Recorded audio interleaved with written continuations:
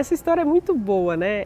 No ano de 2019, eu tinha acabado a minha graduação na Unesp, era bolsista da cultura artística, tinha acabado de voltar num festival na Alemanha, que eu fiz um concurso, ganhei uma premiação lá. E eu sempre fui essa pessoa de compartilhar com os meus amigos. Olha, gente, estou viajando, sei lá, estou comendo chucrutes, uma coisa assim, né? Nunca comi isso aqui nas redes sociais. Só que de um jeito muito tranquilo, assim, sem aquela coisa do profissionalismo, meio brincalhona, né? Muito da minha personalidade. E nessa eu fui compartilhando um monte de coisa. Olha, gente, vim para a Alemanha, quebrei minha unha na primeira fase da prova, mas consegui ganhar um prêmio aqui de destaque e tal. E com isso foi se chamando a atenção de algumas pessoas ali no meio jornalístico, e uma jornalista me mandou uma mensagem falando assim: olha, a gente está preparando a lista da Forbes e eu estou vendo que você está fazendo um monte de coisa, porque no ano de 2019 também eu prestei o mestrado para Nova York, 2019-2020, e consegui a aprovação no dia 1º de abril. Meu pai falou: não, mas isso aí não é verdade mesmo, não estão te enganando? Falei: não, ó, é aqui, tá tudo certo. E aí, com todo esse burburinho que estava rolando nas minhas redes de eu compartilhar esse tipo de informação, ela veio falar: ó, você tem uma carreira muito interessante, assim, porque isso, você é do interior, e aí você foi para a Unesp, veio do conservatório, do Projeto Guri, tá se articulando para fazer suas coisas, foi para a Alemanha. A gente queria te colocar como na lista Forbes, que é uma lista assim, assim, assado, de pessoas que são influenciadores dentro das suas áreas. E aí eu falei: olha que bacana, porque violão clássico, né? Influencer, né? Tipo, mais ou menos nessa direção, assim.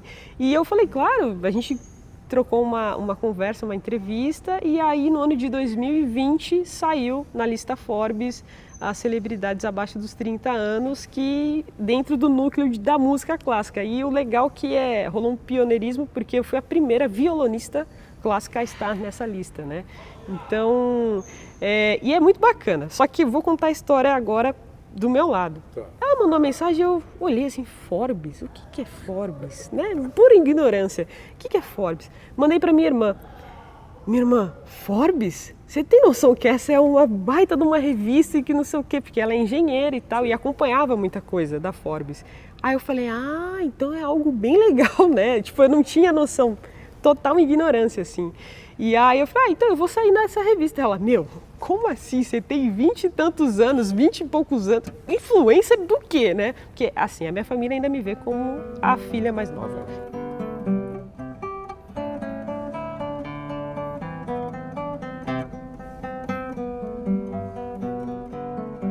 Vai ser a primeira vez dentro do Teatro Municipal.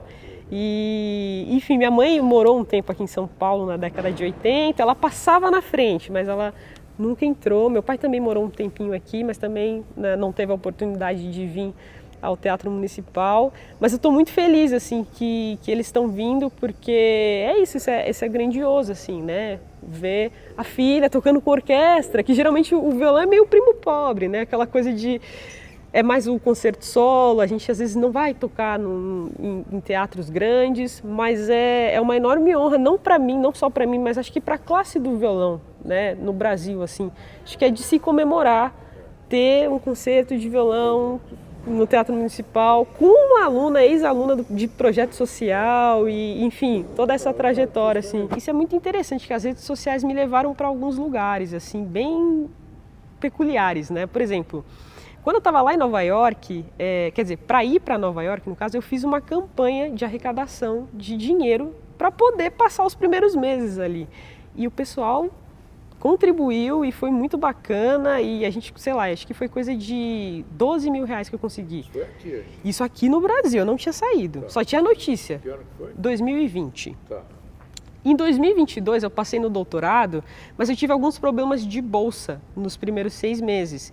Eu precisava pagar, tipo, quanto que era? $5.000 para a universidade, para o semestre. E eu não tinha ainda aqui o lance do dinheiro, e eu fiquei muito enchendo o saco do João. João, eu preciso de uma bolsa de 100%, porque não tem como pagar, minha família não tem dinheiro, não tem de onde pedir.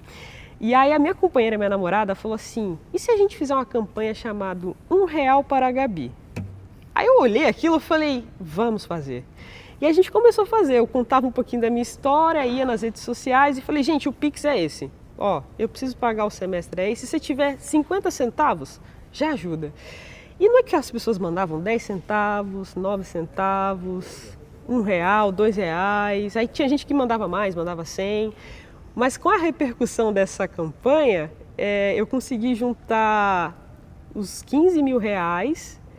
E eu estava na época também vendendo um violão para ver se eu conseguia pagar o semestre, porque lá é uma coisa assim, se você não paga o semestre, você não consegue se inscrever. Se você não consegue se inscrever, você não pode ficar no país, porque em tese você tem um visto, né? E aí eu consegui os R$ 15.000 que pagavam o semestre e consegui mais o valor do violão que eu ia vender, que inclusive uma pessoa que é muito importante assim, que é que, enfim, a gente depois fez 1 ano de aula, né? Que foi meu aluno. Ele falou assim, ele me mandou mensagem, eu não sabia que era a pessoa, me mandou uma mensagem no Instagram, falando, eu vi sua campanha, vi que você está vendendo seu violão, mas você não pode ficar sem violão, né? Ele falou, eu venho de uma condição melhor, eu posso te dar o dinheiro da sua campanha, de quanto você precisa. Eu olhei aquilo e falei, isso aqui é golpe, como assim de quanto eu preciso? Aí eu decidi dar uma moral, assim, falei, poxa, obrigada e tal, falei, olha, eu preciso disso para acabar a campanha e não vender meu violão. E ele foi e me fez um Pix no valor assim muito alto. E eu não vendi meu violão, paguei o semestre e a campanha foi um sucesso. Então, assim, as redes sociais, elas andam junto assim com a minha carreira, né?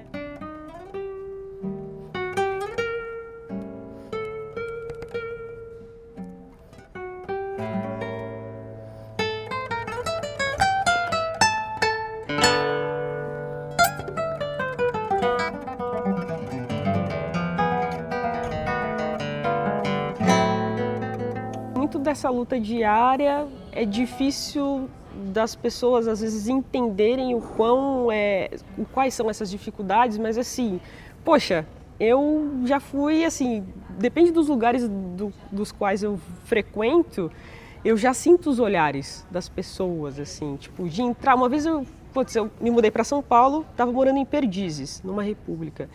Às vezes dificuldade de, entrar na portaria do meu próprio prédio, sabe, de noite, quem que é você? Né? Eu falei, não, eu moro aqui, moro em tal, né? Até eu fazer uma amizade com os porteiros, né? Essa coisa levou 1 ano, mais ou menos. Depois, ir no mercado, uma coisa simples, né? Comprar comida. E entrar no mercado, o segurança vem atrás. Então, são as coisas do cotidiano, assim. Eu digo que a música, ela me abriu várias possibilidades de circular nesses espaços. Por exemplo, a gente está aqui no Teatro Municipal, mas eu sei que vou tocar aqui no domingo e eu tenho a honra de trazer os meus pais pela primeira vez no Teatro Municipal, assim. Bom, acho que a maçã que eu quero colher agora é muito terminar o doutorado, embora seja uma coisa meio simples, assim, mas eu acho que a conquista, assim, de fazer um projeto social, ir para o conservatório, graduação, mestrado, doutorado. Para mim, eu acho que essa coisa educacional é muito importante, assim, né? Eu, com esse doutorado, vou se tornar a primeira doutora da família, né? E não é doutora de médico, né? Como os meus pais entendem. Mas eu acho que é muito significativo, assim, é muito grandioso terminar uma pós-graduação. Eu acho que sim. Mas assim, nem tanto no sentido de, nossa, agora a Gabriela é doutora, mas é mais nessa coisa, os meus pais, eles, desde o começo, eles investiram em educação. Então, para mim, é meio que uma questão de honra, assim, vocês investiram lá no começo e eu tô aqui agora, no final, e tudo isso valeu a pena, assim. Então, eu acho que a minha maçã é essa, assim, acho que é o maior presente que eu posso dar para os meus pais, que sempre falaram, estude, preste atenção nas coisas, porque minha mãe tinha uma frase muito boa, ela fala assim, eu não vou saber te ensinar, então você vai ter que prestar atenção. Então, com isso eu comecei a entender o quão a educação é uma ferramenta gigantesca, tanto a educação formal, tanto essa coisa das artes, assim, os lugares por onde eu estou caminhando por conta do violão, né? Então, eu acho que para mim é uma questão de, olha, gente, a educação importa. Vamos acabar esse doutorado. Então a minha maçã é essa.